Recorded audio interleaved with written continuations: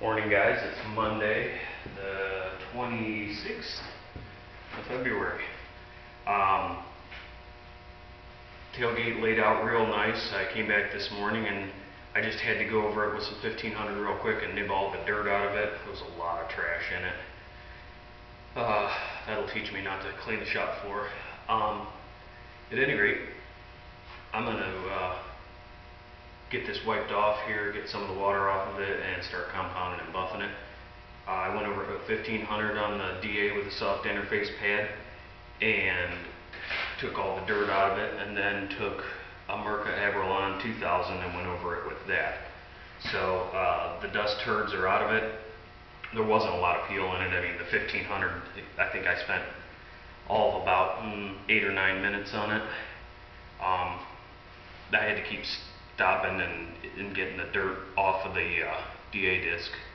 I also took a piece of 2000 Merca wet dry paper on a hand block and got a couple of the dust nibs that I was just worried that I was going to burn through my clear. I don't know why I was worried. There's a lot of clear on this, but better safe than sorry. I feel like re-clearing it. I want to get it back on my truck so I can actually put stuff in the bed of my truck and not lose it. And with the accelerator in it last night, even though it probably got down to 50 in here, this stuff cured up real nice. It sanded nice. It wasn't balling up on the paper. We'll see how it buffs. It may not buff up 100%, but if I get it 80%, I can always buff it a little bit more later. The scratches come back a little bit. As for right now, I'll give you guys a quick look. It's still got some water drops on it, but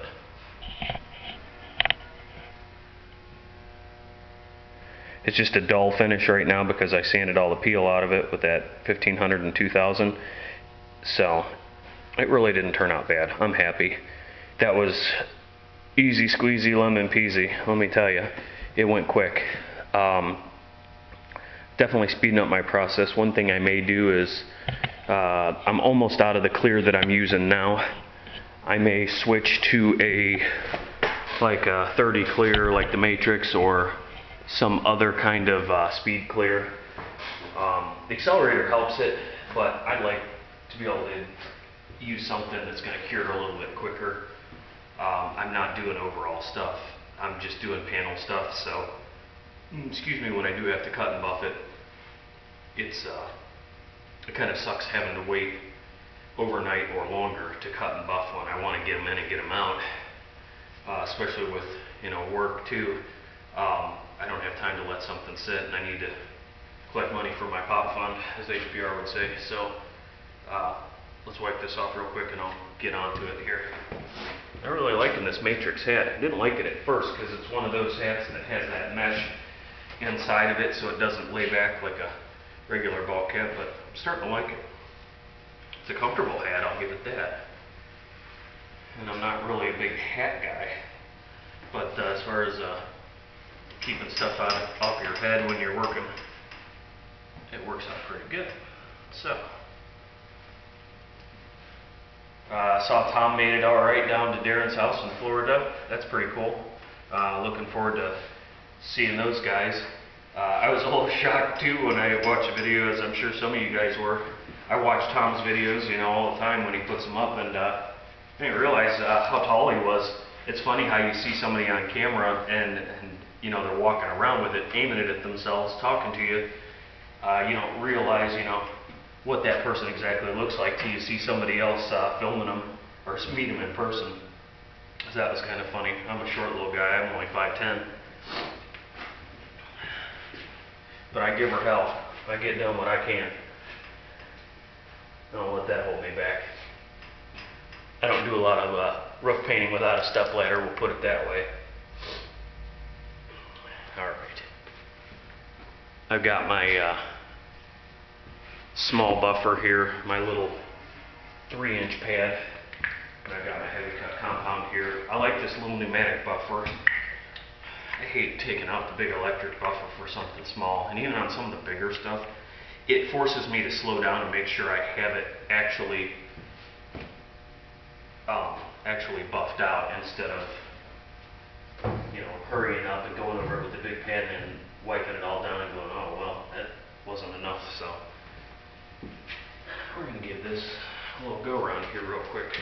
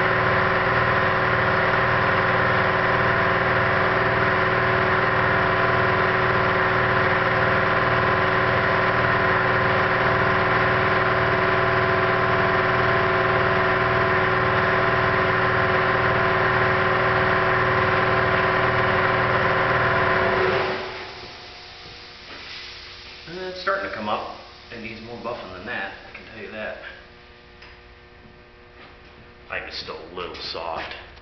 I don't think it's too soft, but it's soft enough that it's not going to come all the way up 100%. But I could be wrong.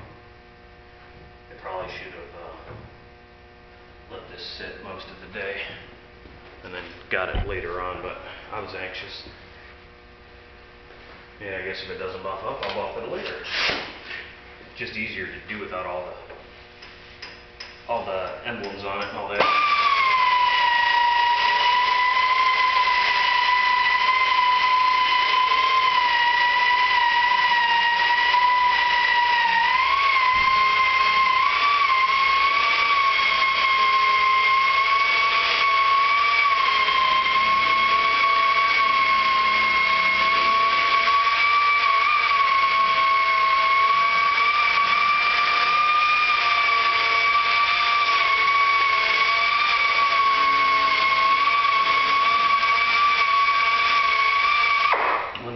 Not do is there's a little body line toward the bottom of this. I did not sand this. It's got a little overspray on it, but I'm not going to wet sand that.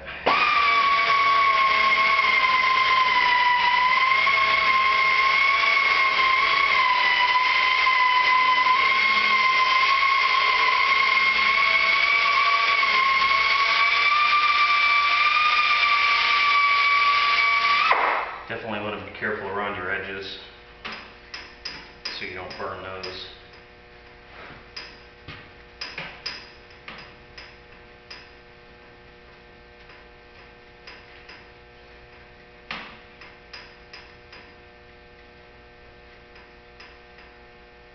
It's still a little hazy.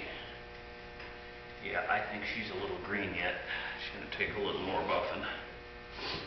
When the paint's still, or clear's still a little soft like that, from my experience, you won't get it to buff up 100%. The big buffer would do it faster and do a better job, but like I said, I tend to get in a hurry with that, so.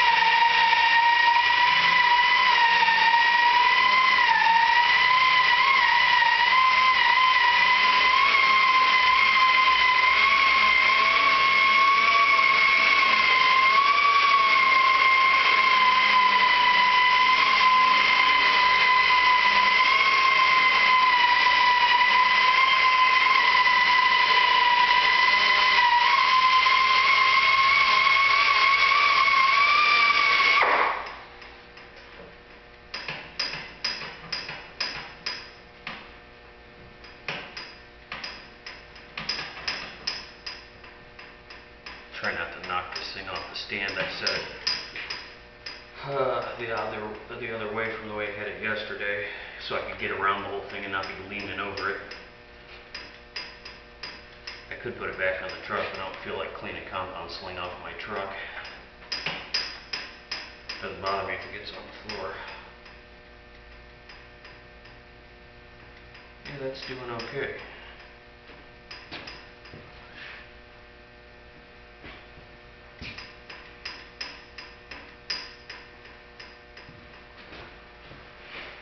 The other thing I do periodically, I spur the excess compound that starts to dry up off my pad. I might try another heavy compound here in a second. There's a couple different ones I use. One of them is a McGuire's Diamond Cut.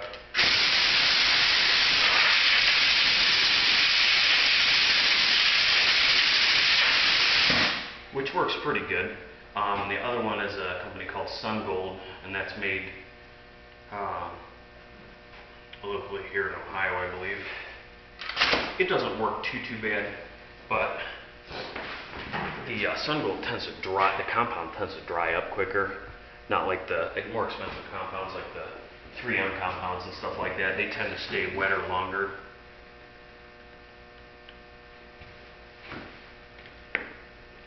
This one stays wet a little bit longer than the Sun Gold stuff.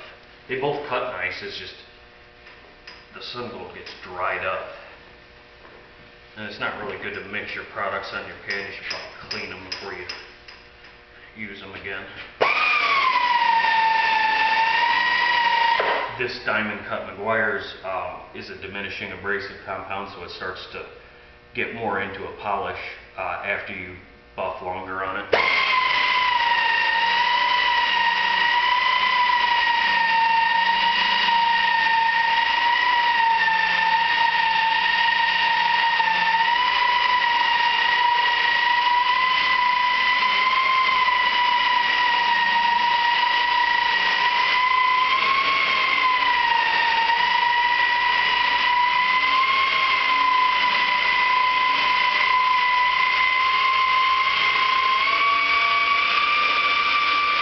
As you start to feel it start to get gummier, you start letting off on your pressure on your pad. You don't put a lot of pressure to begin with, but just let the weight of the machine do the work.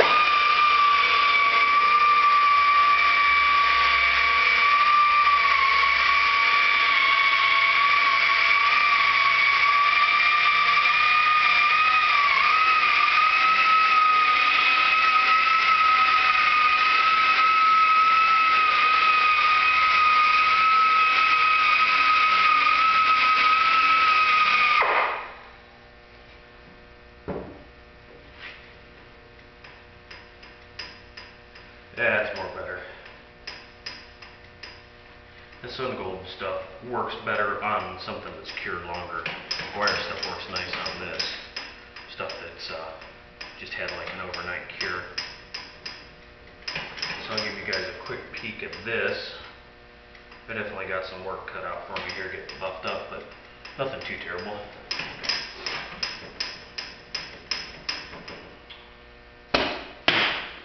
Give you a peek at that. I'll finish up my compounding. You can see how it's coming up, the gloss.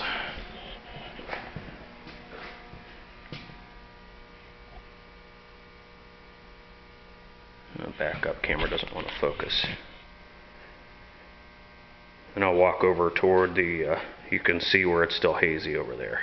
That's just been sanded. So I'll cut you guys loose and I'll come back after she's all polished. Tailgate has been finished buffed and polished, and I got the emblems back on it, and it's back on the truck. It's reassembled.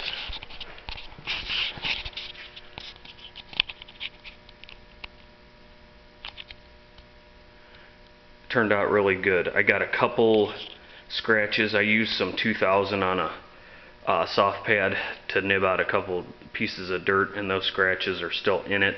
The clear is just really soft still. It shined up good, but I can't get those scratches out till it firms up a little bit. So it's nothing too terrible at all. Let's see a couple dents that I missed. I don't even think the camera will pick them up. It looks good enough. The truck's got dents all down the side of it too. So tailgate's done for now. But I ran into a little snafu. When I put the gate back on, the cups that it sits in right there were sort of tweaked in. So I took a hammer and straightened them back up. And I've done this before, but I got a pretty good gap right there. I think that bedside is twisted out a little bit. So I don't know what I'll do there. I might go inside the tail light, and where that bracket bolts through, I may pound that out a little bit to get that to come back out. But as I was beating on those cups down there, trying to straighten them back out from whatever damaged them before, where the tail lights bolt on, set one on the bed of the truck here, where the little screws screw them on the inside, right in there. That plastic was already kind of cracked, and I was being careful taking them out, not to break them. Well, just the vibration of me hitting down there with the hammer broke 3 of the 4 of these off. So I took the soldering iron with the plastic melting tip on it. It's got like a flat tip for it, and I melted it back together, and I scuffed that up with 50 grit or 40 grit, somewhere along in there. on a roll lock and mixed up some of this stuff right here. I'll go back into the old mixing room here.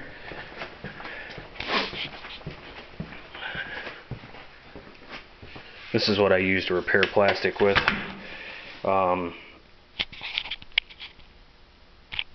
Fuser 100 EZ. This stuff has a long open time, meaning it doesn't set up real quick.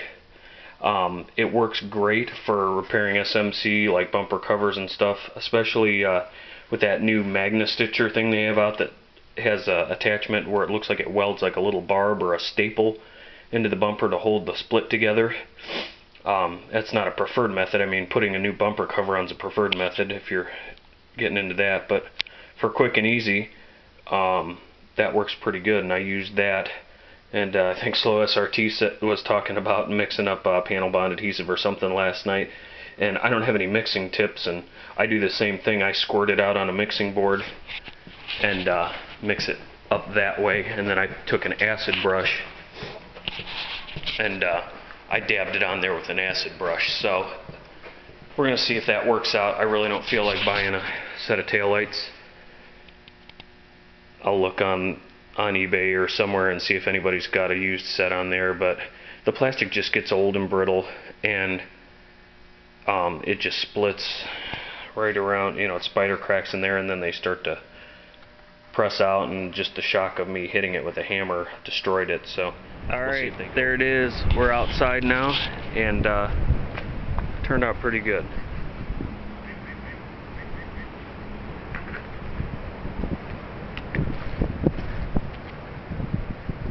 I'm happy with it. Now I got to get the rest of the truck cleaned up. There's my cabinet in the bed. I'm ready to take that back home. But yeah, happy. One more last thing, guys. I think it's Turbo Cobra maybe that's having the issue with the application gun that Darren sent, and I think there were some comments, you know, you can grind one of those tips down. I didn't pay close enough attention to see which guns that you have. This one is a newborn, which will shoot Fusor, because Fusor products have the same size openings in them. They're a 1-to-1 basically. And this is a SEM gun.